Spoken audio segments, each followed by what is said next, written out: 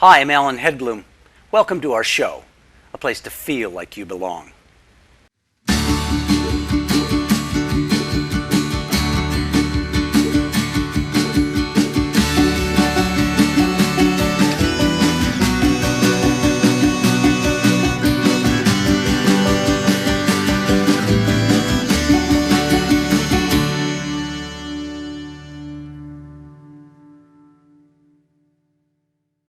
Today's guest is Emily Lee.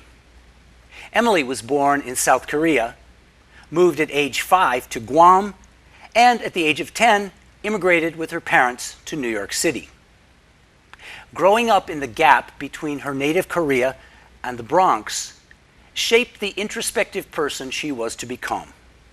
Today, she works as an associate professor of philosophy at California State University at Fullerton. Emily, so glad you made the time to be on the show today. Thank you for having me, Alan. You bet. So tell me, is it hard or is it easy to be Korean in the Bronx? It was different, let's just say that. Instead of a difficult level, I would say it was different. There was a small Korean community there when we moved there, but right now there isn't as much. I think most of them have moved back to Queens, where predominantly where the Asian communities are right now. Okay. So, but when we were talking earlier, you said that for your parents, it's actually kind of easy to be Korean there just because there was a support network around. Yeah. They are able to find their doctors are Korean, their dentists are Korean, they shop at Korean supermarkets, but they actually have to commute to Queens or to New Jersey for this, actually. So immediately in the Bronx, there isn't as much of a Korean community. Okay, sure. So how would you say that growing up you're growing up first in Guam and then in the Bronx shaped your identity? I would say greatly. I think I became the tomboy that I am because of my time on Guam, actually. The joke is that I picked up my freckles in Guam. They were passing it out in the airport. No, it's because of the sun, right? And the Bronx I think it definitely made me more aware of class and race differences, and more contemplative about that, I think. There was a huge difference even in terms of Guam was green everywhere. It's just, it's a vacation resort for people in Japan and Korea, but the Bronx is not a vacation place. So the contrast between living in an island, tropical island, and then moving to the Bronx where so much of it was concrete was quite startling, I think. And I think it has made me think a lot more about racial differences and class differences because of it. Sure. And some of your research is actually done in that area. Can you maybe explain to us in lay terms what the crux of your research is about? Lay terms? What do you mean, lay terms? I say that I'm a specialist in phenomenology, philosophy of race, and feminist theory. Phenomenology tries to understand experience. Because in philosophy, believe it or not, we do still argue over whether experience provides real knowledge or not, or true knowledge. We still debate about it.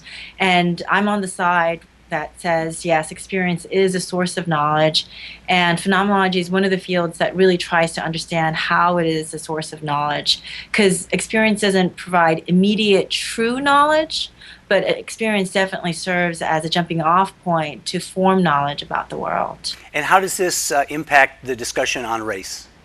Okay, so for me, I think the question of race has been to try to understand why our different body features matter in terms of what kinds of encounters we have on an everyday basis, right? There are classic examples of white people not wanting to get into an elevator with a black person in case they're assaulted by them because of the perception of criminality onto black bodies, right? Or there's the perception that for some reason Asian Americans are very good at math and engineering, but not very good at humanities, right?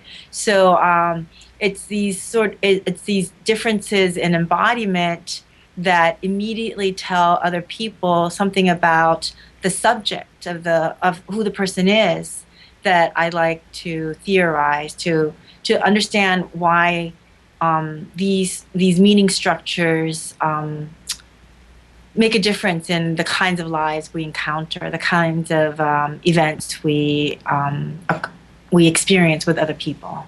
I don't know. Did that make sense? Yeah, no, absolutely, absolutely. So, in a recent interview that you did with the New York Times, George Yancey made a statement. He put together 4 words: American, Asian, woman, and philosopher. Which of those words belong together? I'm hoping all of them.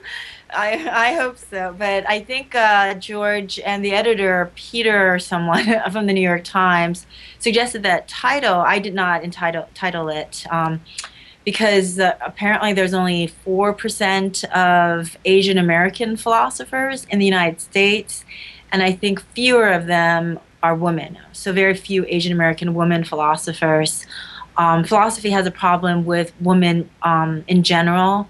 We have, depending on whether you count part-time faculty and tenured faculty, anywhere between 16 to 6% of women in philosophy. So, and then there's only about 4% Asian Americans in philosophy. So you do the math about just how few Asian American women philosophers there are. I think that's why George suggested that particular title. At one point, I prided myself on knowing every single Asian American woman philosopher, but recently, And maybe that's not a good thing. yes, maybe it's not a good thing. Yes, in some ways, but it has been growing a little bit more lately. We're bringing in more. We're recruiting more into the grad school programs. So. Sure. Do you think it's partially because a lot of Asian Americans, especially with parents who are direct immigrants, that they say, no, don't. What are you doing going into philosophy? You know, be a doctor, be a lawyer, be an engineer. I think you're right. I do think that because if you think about Asia, I mean, it's predominantly the place where we think of philosophy. Do we not, like with Taoism and Confucianism? So I know that Asian countries themselves really respect the discipline of philosophy, but something happens in the immigration process, I think, where I guess so many of us immigrate for economic reasons, for survival in some ways. And so in the immigration process, perhaps Asian Americans are focusing more on getting their children into becoming either doctors or lawyers or engineers, lucrative, safer positions, I would think. So something must be occurring in that way. But I think that I mentioned in that interview with Dr. Yancey or George Yancey that I do think there must be something in the discipline among philosophers as well, where philosophy professors may not be encouraging Asian Americans to pursue graduate school in philosophy precisely because of the Asian American stereotype that Asian Americans are only good at math or engineering, right? They're bad at leadership.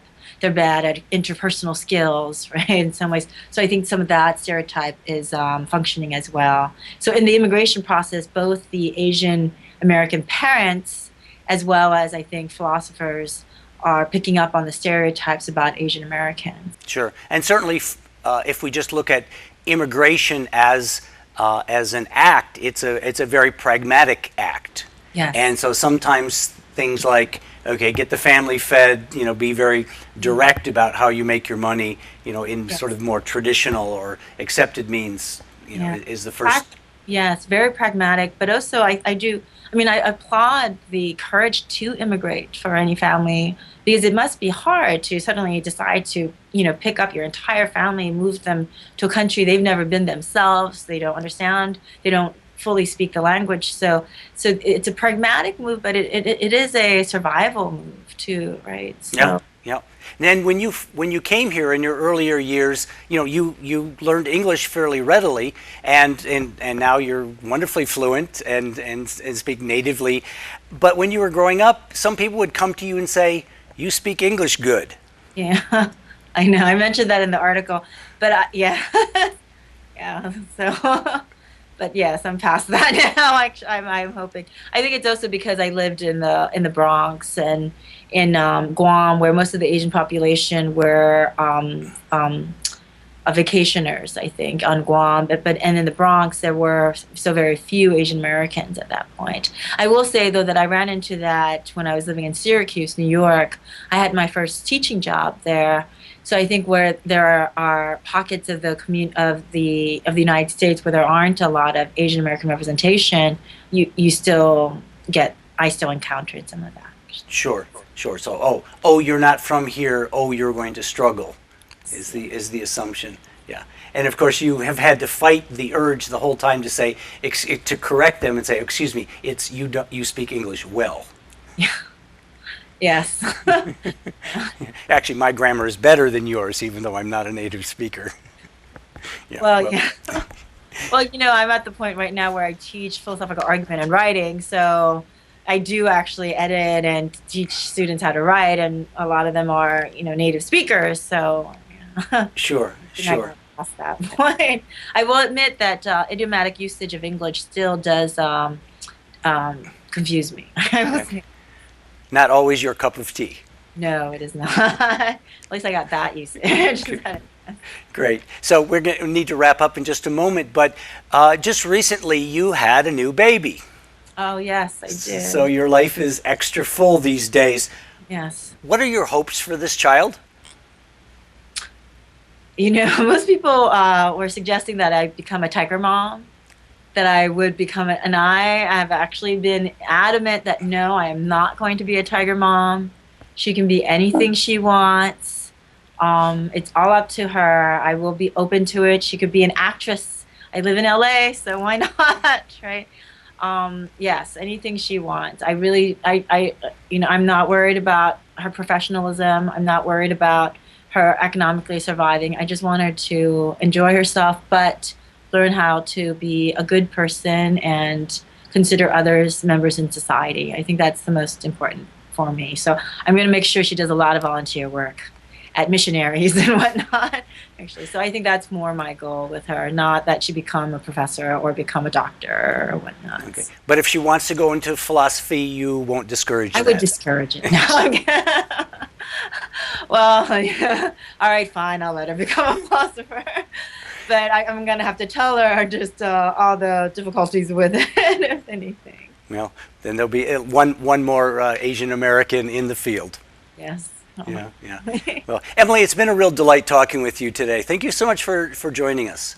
Thank you. Thank you so much. This was totally pleasant. I really appreciate the invitation. Awesome. And good luck with your presentation. You're at Miami of Ohio, about to give a presentation, so good luck with that. And thank your conference organizers for supplying the computer to do this today.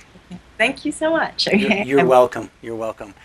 And to viewers back home, stay tuned. We'll be back in just a moment with some tips on American culture, American English, and a little bit of humor.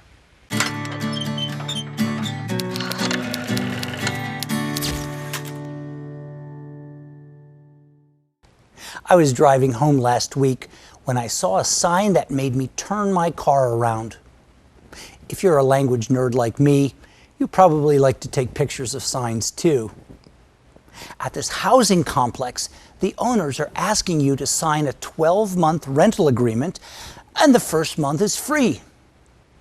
What's funny about the combination of these two words, free rent, is that free means you don't pay money and rent means you pay money.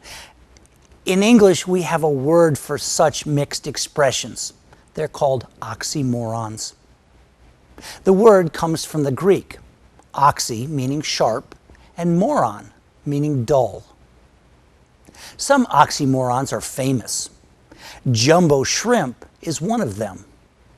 These are large shrimp we get from the seafood department. It's funny to think about because jumbo means huge, and a shrimp is a slang word for a very small person. Fancy restaurants are criticized for their shrimpy but expensive portions. Here are some oxymorons that people say all the time. Pretty ugly. Now, is it pretty or is it ugly? A minor catastrophe. Is it small or is it a major problem? Freeze or burn. Is it frozen or is it burning? Now there's a second group of expressions that people call oxymorons, but I think they're just saying that to be cynical. What do you think? Student organization. I think the person who put this on the list wanted to imply that students are not usually organized. Country music. I think the wise guy who included this expression doesn't think this is a valid form of music. Airline cuisine. Cuisine is a fancy word for cooking, but many flyers believe that food on an airplane is not very fresh or tasty. We have many more oxymorons to show you on our What's Up blog page. And if you have a favorite one to add, please share it in our comments section. The feedback we get from our viewers is awfully good.